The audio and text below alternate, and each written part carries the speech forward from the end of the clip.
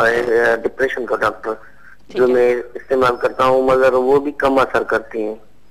देखिए, जब तक आप अपनी जो प्राइमरी बीमारी जो आपने भी बताई ना, जिस्मानी जो मसला है, इसको भी आप प्रॉपर तरीके से हल नहीं करेंगे, आपका डिप्रेशन जाएगा नहीं।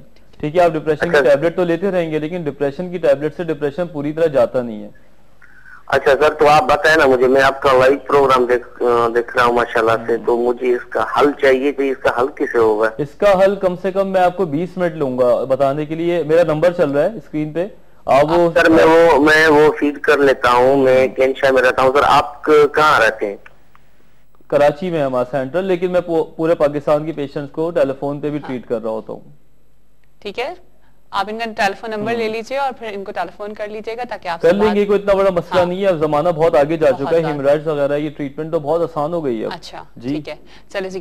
वही डिप्रेशन, अच्छा वही वाली बात आ जाती है ना कि जब बहुत ज्यादा सोचते हैं तो डिप्रेशन आना स्टार्ट हो जाता है। देखिए ना, कोई डिप्रेशन भी हाइपोकॉन्ड्रियासिस में आ जाता है? नहीं, डिप्रेशन तो एक अलग बीमारी, एक वो है, लेकिन हाइपोकॉन्ड्रियाटिक पेशेंट के अंदर डिप्रेशन होता जरूर है। वही बात आपसे करी, जिस तरह ऑब्सेशन होती है इनमें, ठीक है, इनको बार बार एक चीज का खप्त हो रहा होता है। ठीक है, मैं आपको इसलिए मैंने मोहसिन पूछा था कि एक मेरे और पेशेंट है जो साहिवाल के, आई थिंक मुझे उनका नाम याद नहीं, शहर का नाम याद नहीं है, उसके साथ ये प्रॉब्लम है कि वो अपनी 4-5 गलियों से आगे निकलता है ना तो उसको घबराहट होने लगती है। अच्छा। हाँ, और शहर से दूर जाता है तो उसको बहुत एंजाइटी होती है, पसीने आने लगते हैं और उसको डर, खौफ बेतहाशा है उसमें। तो मैंने उसको टैबलेट्स देना शुरू की हैं, माशाल्लाह सब बेहतर हो गया। अच्छा। और बात चल रही कि वो कराची आएगा, तो कहता है डॉक्टर वजाहत कराची तो मैं आ ही नहीं सकता।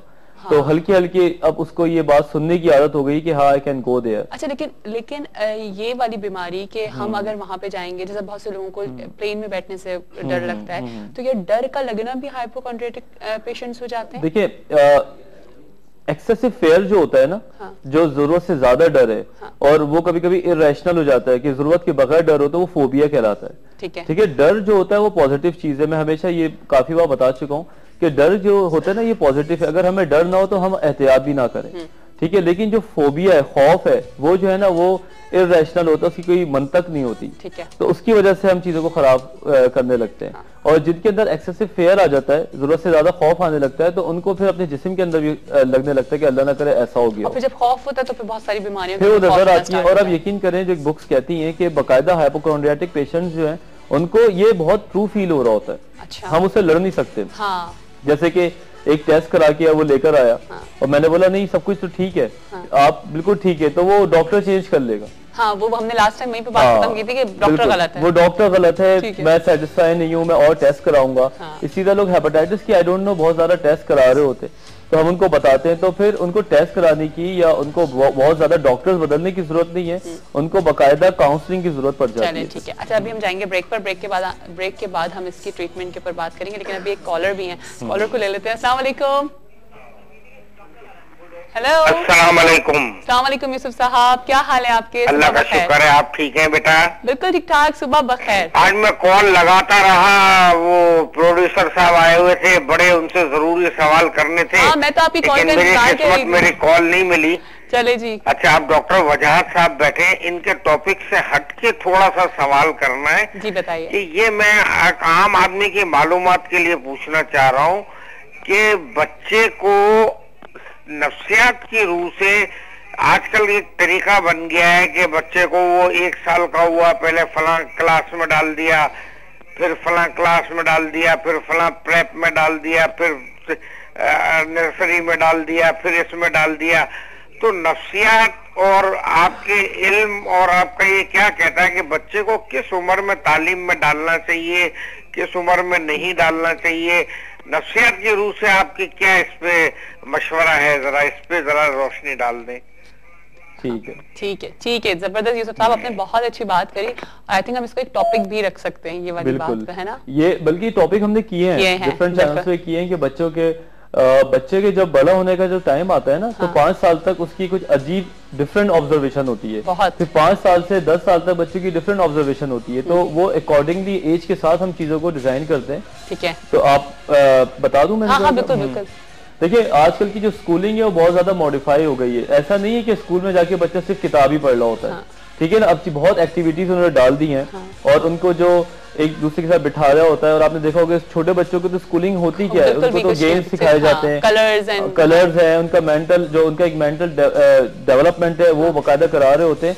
तो अगर आप ये बात 10-15 साल पहले कहते तो मैं कहता कम से कम 3-4 साल 5 साल के बच्चे को डाले। लेकिन आजकल जो स्कूल में चीजें किताबों से पहले सिखाई जा रही हैं वो चीजें बहुत ज्यादा डिजाइंड है, ठीक है, वो बड़े स्ट्रक्चर्ड है। तो जितना जल्दी बच्चों को हो सके स्कूल में डालें। अच्छा। और वहाँ पे आपको टीचर्स और जितने भी वहाँ का एडमिनिस्ट्रेशन है उनको बकायदा पता होना चाहिए कि बच्चे को सिखा क्या रहे हैं। अब वाली पढ़ाई वो वाली पढ़ाई नहीं रही, बिल्कुल लाइफ स्टाइल सिखाते हैं बच्चों को, कम्युनिकेशन सिखाते हैं, कॉन्फिडेंस सिखाते हैं। कॉन्फिडेंस तो अगर स्कूल में ये सब कुछ सिखाया जा रहा है तो मैं तो बोलूंगा कि जल्द अज जल्द बच्चे को डालें और बच्चे के स्कूल को जो है ना बार-बार चेंज नहीं करना चाहिए। इससे बहुत ज्यादा बच्चे की पर्सनैलिटी। चलिए अभी हम जाएंगे एक ब्रेक पर, ब्रेक के बाद जब वापस आएंगे तो आज के ट्रीटमेंट के ऊपर जाएंगे, हाइपोकॉन्ड्रियासिस के ट्रीटमेंट पे हम बात करेंगे। हमारे साथ ही रहेगा सुबह बखैर करते हैं, सुबह बखैर वाइफ के साथ में। और इस वक्त हमारे साथ डॉक्टर वजाहत मौजूद हैं और हम बात कर रहे हैं हाइपोकॉन्ड्रियासिस पेशेंट्स के ऊपर कि क्या चीज होती है, इसके साइन एंड सिम्टम्स पे हमने बात कर ली है, कॉजेस पे बात कर ली। अब हमारे ट्रीटमेंट के ऊपर ट्रीटमेंट में बताऊंगा तो जरूर, लेकिन एक शर्त है। क्या?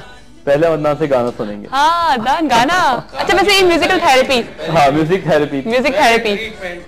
नहीं ट्रीटमेंट हम बाद में बताएंगे। टॉस करो भाई, टॉस करो। पहले ज्यादा जरूरी है, ट्रीटमेंट बाद में बताऊंगा, पहले सोच रहा हूँ। चले ठीक है, आप स्टार्ट करें, फिर वो साथ साथ यानी ट्रीटमेंट भी चलती रहेगी।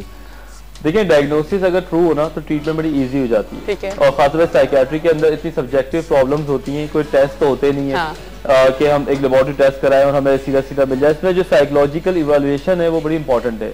तो बहरहाल हाइपोकॉन्ड्रियासिस के लिए हम सबसे पहले तो एंटी डिप्रेसेंट से स्टार्ट करते हैं।